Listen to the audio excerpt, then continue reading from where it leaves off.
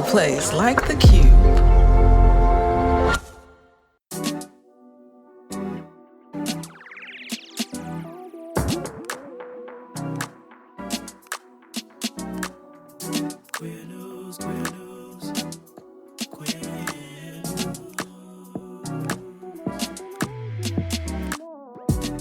Family, this is your favorite queer radio personality, Anna DeShawn, and this is Queer News, your favorite weekly news pod where race and sexuality meet politics, culture, and entertainment. This is your number one stop for queer news done right, only on E3 Radio. Hey, everybody. So I'm in a full face of makeup because I was supposed to go over and have a chat with my friend Jimmy Kimmel on his show. But as you have heard by now, the Jimmy Kimmel show has been pulled indefinitely, abruptly, because of complaints from the Trump administration. So let's see. He didn't end the Ukraine war or solve Gaza within his first week, but he did end freedom of speech within his first year. Hey, for those of you who pray, now's the time to do it. Love you, Jimmy. Family, I'm sure you recognize that voice. It was Wanda Sykes taken to her Instagram after she found out she would no longer be appearing on Jimmy Kimmel. I can't start this show like it's a normal show. We are not living in normal times, so we're going to keep track, okay? Jimmy Kimmel, Stephen Colbert, Karen Attiah, Matthew Dowd. PBS has been defunded, which means NPR has been defunded. WPSU, Penn State's NPR and PBS affiliate, will become the first station to go dark after broadcasting for 70 years. A free press and the First Amendment are the foundation of any democracy. That foundation is broken. The state is now in control. I thought I would just read about this in my journalism books, but alas, here we are, America. And so if you're listening to this, then I know you get it. And we are in the midst of a hellscape not seen quite like this before. So please continue supporting this podcast. If you're not part of the QCrew, please join. Because your local independent outlets need you. We need you more than ever before. Because this shit is not normal. Now for the news. Our top story this week is about a collaboration between a queer org and BetterHelp.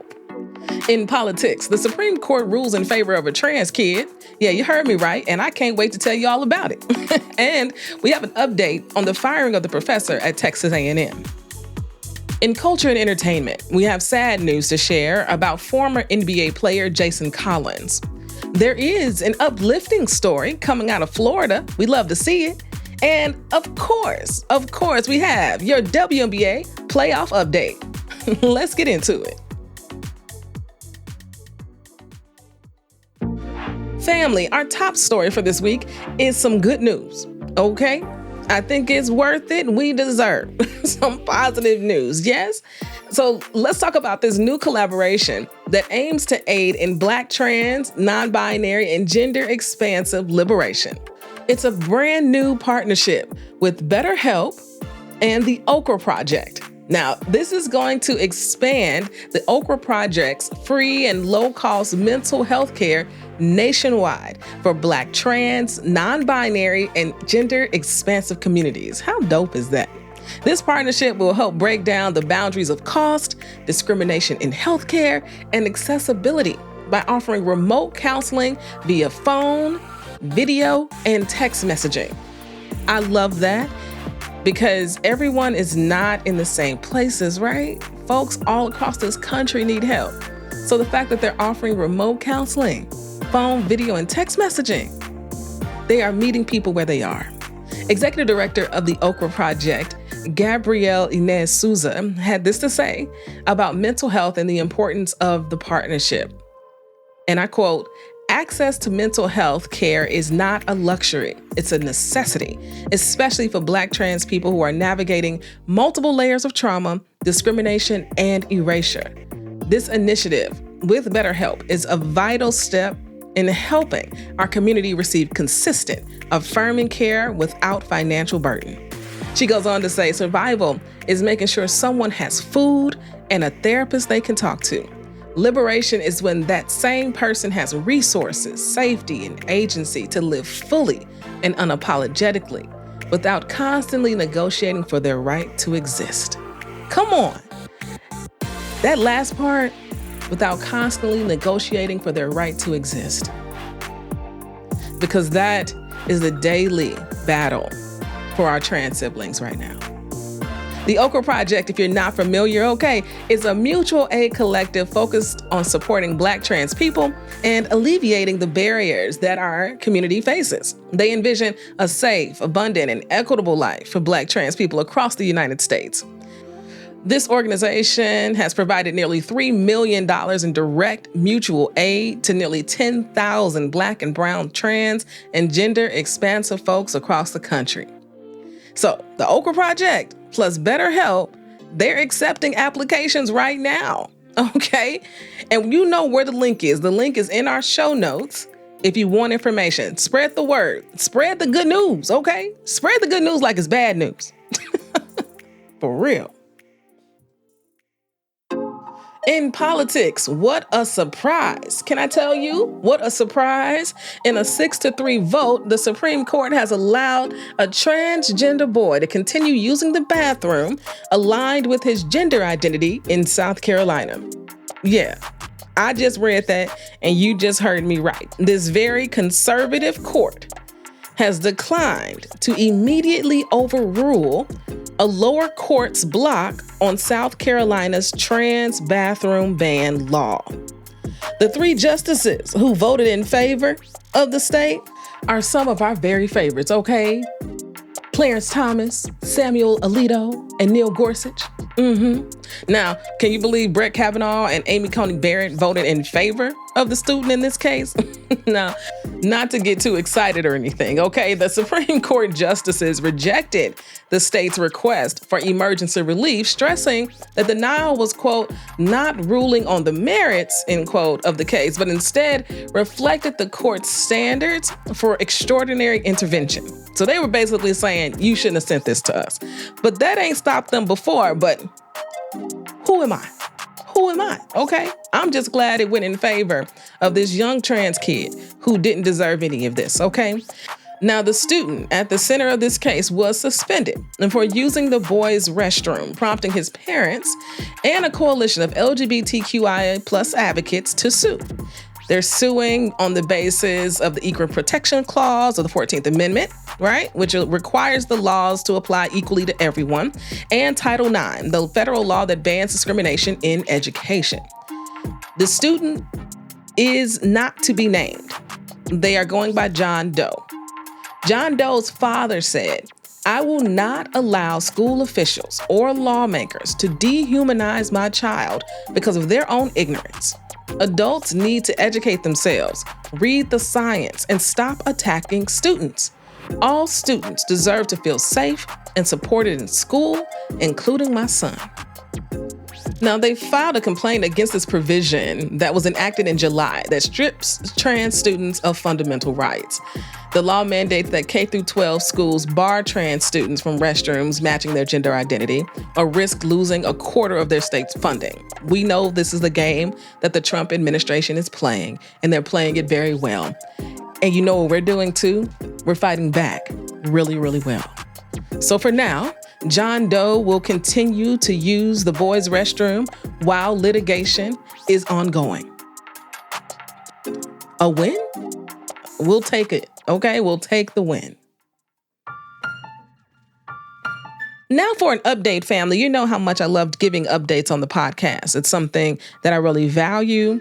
It's something you don't often get in mainstream media because they're always going after the latest story. You know, what bleeds is what leads in mainstream media. But here on this podcast, here on Queer News, we get to care about you. We get to care about queer folks 24/7, 365 days a year. And follow-ups are an important part of that. It's not just about reporting on the stories. It's about keeping you all informed. I'm sure you all wonder about many guests, about many stories. And if you ever wonder, please send me a message, send a note, send a queer news tip, because the follow-up is just as important. And so this week, we got a follow-up about the professor who was abruptly fired, from Texas A&M.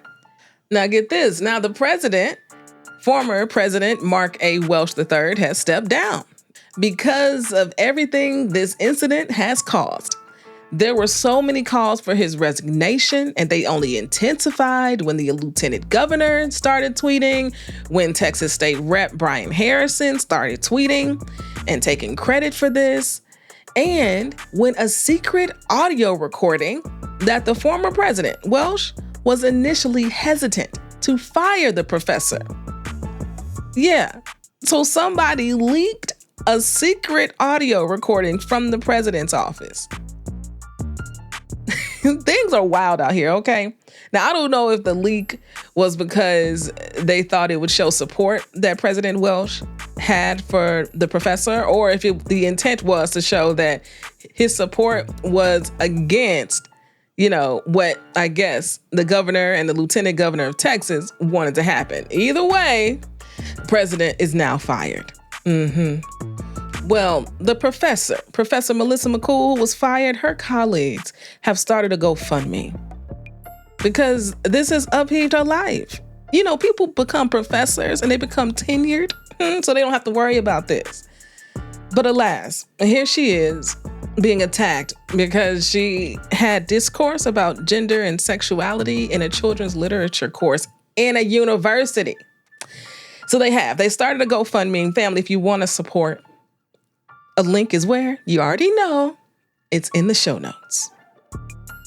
And now seems a great time to take a quick break. And when we get back, let's jump into some culture and entertainment.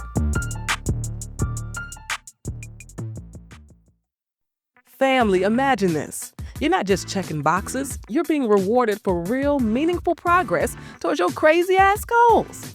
With Focal Point Coaching's 90-day impact program, it's about the results you create. Hit your goals, get your money back for the program. Your next 90 days could change everything. Sign up now at focalpointforyou.com. That's Focal Point, the number 4, the letter U.com. Mental health coverage is just as important as physical health coverage.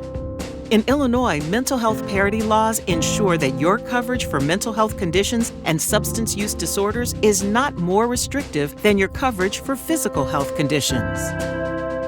If your health plan has unlimited doctor visits for a condition like hypertension, then it must offer unlimited visits for a condition like depression. Learn more at getcoveredillinois.gov. Are you in Chicago? Will you be in Chicago Saturday, October the 4th? If you answered yes to either of those questions, I need you to be at the Purple Tie Affair concert and silent auction, a benefit to raise money for E3 Radio and the Queer News Podcast. We can't do this alone, and we don't want to, and we want to have fun doing it. So come enjoy good music, drag performances, and a fire silent auction in community. Get your tickets at e3radio.fm. See you there. Family, welcome back to the show. Now, in culture and entertainment news, retired NBA player Jason Collins. Y'all remember Jason. He has a twin, right? And he's the man who made history as the first openly gay player in the NBA, has been diagnosed with a brain tumor.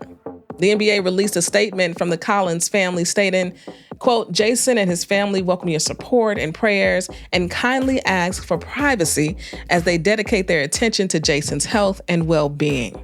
If you remember, Collins made history in 2013 when he came out publicly while being an active player in the NBA. In a letter published by Sports Illustrated, where Collins graces the cover, he said, I didn't set out to be the first openly gay athlete playing in a major American team sport, but since I am, I'm happy to start the conversation. He went on to discuss the various reactions he received from his family and friends when he came out to them privately, his journey to coming out, and his hope for his future and the future of acceptance in the league. Family, I don't think anyone in the NBA has come out since then, but athletes across sport have come out after Jason Collins. It was definitely a moment that many of us won't ever forget, and he concluded that letter by saying this: openness may not completely disarm prejudice, but it's a good place to start. It all comes down to education. I'll sit down with any player who's uneasy about my coming out. Being gay is not a choice. This is a tough road, and at times a lonely road. Former players like Tim Hardaway, who said, "I hate gay people," and then became a supporter of gay rights, fuel homophobia. Tim is an adult. He's entitled to his opinion. God bless America. Still, if I'm up against an intolerant player, I'll set a pretty hard pick on him and then move on. The most you can do is stand up for what you believe in. I'm much happier since coming out to my friends and family. Being genuine and honest makes me happy. His NBA career spanned 13 seasons across 6 different teams from 2001 to 2014. For most of that career, he wore the number 98 in honor of Matthew Shepard, a gay student at the University of Wyoming, right? We remember Matthew. In 1998, his murder became one of the most infamous hate crimes in modern U.S. history. Jason is currently undergoing treatment, and we wish him well. And if you believe in the power of prayer, I know he'd appreciate that too. Family, let's end our stories today with this really great story coming out of Florida. And I love when there are stories about folks fighting back in Ron DeSantis' Florida. Se7en Bites owner Trina Gregory turned 49 parking spots outside of her restaurant into a dazzling rainbow in direct protest to Florida's crackdown on rainbow crosswalks. The event, titled Parking Space for Pride, a Rainbow Connection, received over 1,000 applications from artists looking to volunteer their services to paint the parking spots. Many of the murals painted by the artists celebrate the LGBTQI+ community. Trina says art has always been a form of resistance and healing. If they want to erase symbols of pride and acceptance, then we'll create even more of them. This isn't just about paint. It's about community, visibility, and love. She was inspired by the protesters who continued to color in the Pulse crosswalk with chalk after it was painted black by the state in compliance with a new state code that prohibits, quote, surface art on all public crosswalks, sidewalks, intersections, travel lanes, or shoulders. This summer, the Florida Department of Transportation prohibited surface art in retaliation to, quote, social, political, or ideological messages or images, and does not serve the purpose of traffic control. You all know we reported on this for a couple of weeks, and people have been fighting back. And this right here is what we need. This is what community looks like. This is what happens when we think creatively, when we think outside of the box. And I think it's important for you all to know that Trina's not alone and that you're not alone. We're all fighting back in our own ways. There's even a community of members at the Harvest Sarasota Church in Sarasota, Florida, who painted 500 feet of rainbow colors between 2 buildings. That pastor told reporters that, quote, church members felt compelled to act once the crosswalk crackdown took off last month. Do you understand the power of love? The power of love. Let me get into that during Anna's Got a Word, okay? Come on, Trina Gregory. Come on, Sarasota Church. Let's be the change we want to see, right? Right. Family, you know it's time for Anna's Got a Word because Anna's always got a word. And I want to continue this thought I had while reporting on the story in Florida about the power of love. Hate is real right now in our country. It is ever present as it pertains to anyone who is not white, cis, and male. You can look at any data point. You can look at any laws. You can look at any legislation. You can look at culture right now. and understand the gravity of the hate that is ever present around us in this moment. But do not get lost, okay? Don't get lost in the sauce and forget just how powerful love is, just how powerful community is, just how powerful you are every minute of every day. We have the power to shift this narrative if we just do what we do best. And that is truly love our neighbor as ourselves. What happened in Florida, I think, is a beautiful example of this. The state thought they were going to do something nasty by painting over the rainbow crosswalk at the Pulse Memorial site. They thought they could do it in the dark of night, and no one was going to do anything. No one was going to say anything. And even if they did, they felt like the story would go away.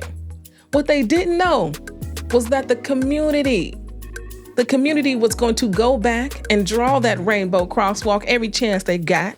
They didn't know that church was going to take 500 feet of space and draw a rainbow. They didn't know this business owner was going to take 49 spots in her lot and dedicate it to artists who commemorate and love LGBTQ folks. I can't even imagine the stories I don't know. I want to say this to you. Do not forget about the power of love. Don't forget about the power of action, the power of community.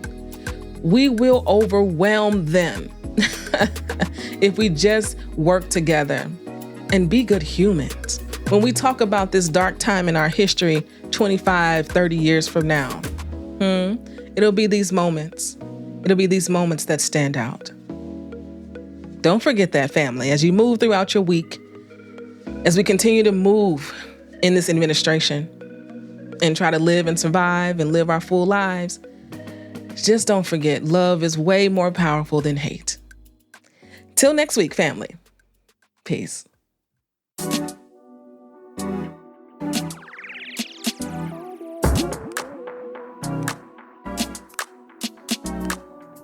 Queer News, Queer News, Queer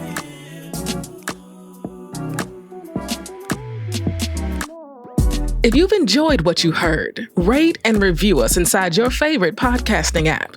This podcast is written and produced by me, Anna DeShawn. Podcast editing by Ryan Woodhall. And brought to you by E3 Radio and distributed on The Cube. We are Queer News Done Right.